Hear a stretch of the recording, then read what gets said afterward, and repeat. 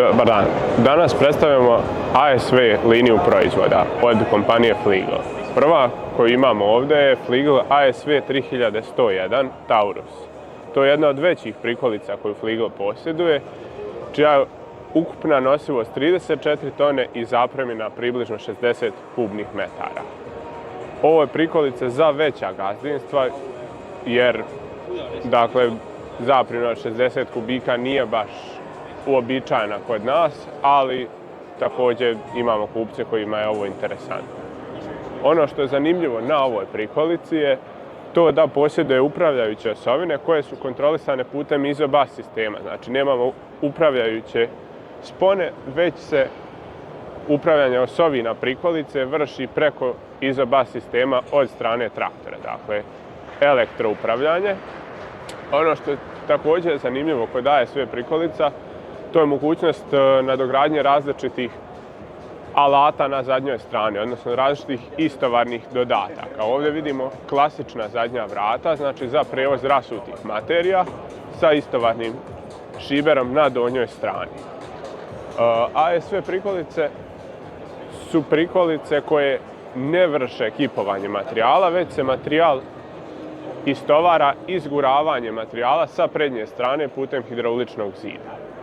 Pored ove veće, također imamo i manje ASV prikolice. Ovdje možemo vidjeti jednu manju troosovinsku prikolicu na kojoj je priključen adapter za pretovar, takozvani pretovarni puž, te se ova prikolica sa ovom adaptacijom koristi za pretovar žita, kukuruza u druge transportne prikolice, kamione i tome slično. Znači ovo je prikolica ASV 381 koja je opremljena istovarnim pužom, također posjeduje ceradu, što je isto značajna stvar za prevoz, ajmo reći, u nekim kišnim uslovima ili materija koje ne smiju pokisnuti.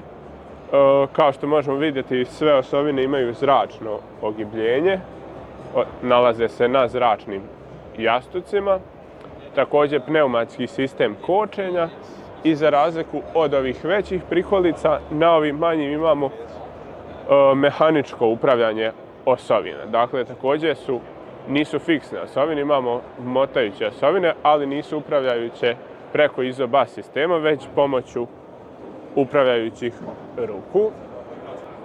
Također ovdje imamo još jednu manju dvoosovinsku ASV prikolicu koja je ukupne zapremine 38 kubika i čija je maksimalna dopuštena nosivost 21 tonu. Također na ovu prikolicu možemo priključiti različite adaptere, te sada ćemo vidjeti na ovu prikolicu je priključen adapter za rasturanje stanjaka, te posjeduje sistem također cerade, ali cerade za rasute materijale. Znači nije vodootporna cerada, već cerada koja nam služi za zaštitu od iznošenja sitnih fragmenata. Recimo kad vozimo piljevinu ili nešto tome slično, moramo koristiti ovakvu ceradu.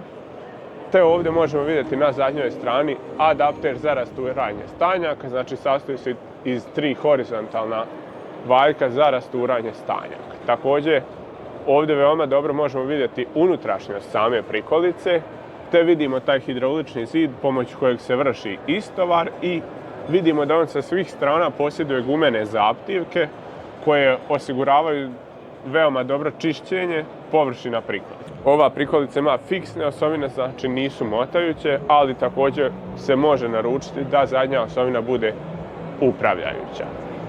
Ovdje iza nas imamo još jednu zanimljivu prikolicu. Dakle, ovo je prikolica koja je po svojoj konstrukciji veoma slična ASV prikolicama, s tim što je osnovna razlika što je ovo prikolica namijenjena za kamione, znači kamionska prikolica koja radi na istom principu kao ASV, također može koristiti različite adaptere na zadnjoj strani, ali se kači za kamion. Znači ovdje možemo i vidjeti da je zakačena za jedan Fligl Agro Truck, Farm Truck, koji se koristi za transport unutar polja i unutar farme. Dakle, ova prikolica nosi oznaku ASS. Po svojoj konstrukciji je slična kao i ASV prikolice uz neke sitne izmjene, kao što su, na primjer, stope koje su prilagođene kao kod kamionskih prikolica, Dakle, njena ukupna nosivost je 35 tona i zaprimljena je otprilike 55 metara kubnih. Posjeduje 2 osovine, od toga je zadnja osovina upravljajuća, dok je prednja fiksna. Ogibljenje je također vazdušno ogibljenje, te na zadnjoj strani možemo stavljati različite adaptere, ali je trenutno namontiran adapter za prevoz rasutih materijala, tako da to također možemo vidjeti unutra da posjeduje isti hidraulični zid kao i ASV prikolice, tako da u principu što se tiče samog načina rada i dizajna prikolice, ovo je prikolica ista kao ASV, samo je prilagođena za vuču kamionom, a ne traktorom.